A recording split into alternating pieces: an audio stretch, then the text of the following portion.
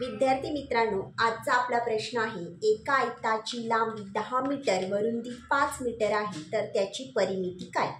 तर इथे आपल्याला आयताची परिमिती काढायची आहे. तर त्याच्यासाठी आयताच्या परिमितीचे सूत्र आधी आपण इथे लिहून घेऊ.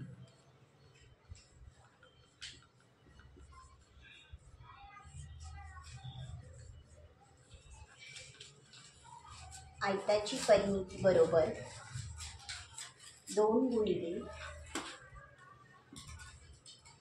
लांबी अधिक रुंदी हे आयताच्या परिमितीचे सूत्र आहे. काही सूत्रे आपल्याला तोंडपाठच करावी लागतात.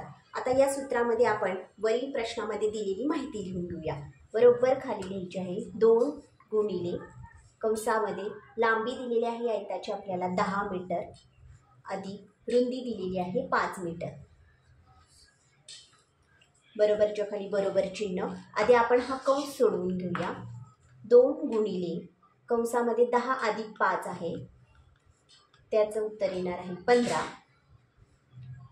तर बरोबर चिन्हाच्या खाली बरोबर चिन्ह. आता आपल्याकडे राहिलेले आहे 2 गुणिले 15, याचा गुणाकार करायचा आहे. आपल्याला उत्तर मिळणार आहे 15 दुनी 30. 30 मीटर हे आपलं उत्तर आहे. म्हणजेच आपली आयताची परिमिती आहे 30 मीटर.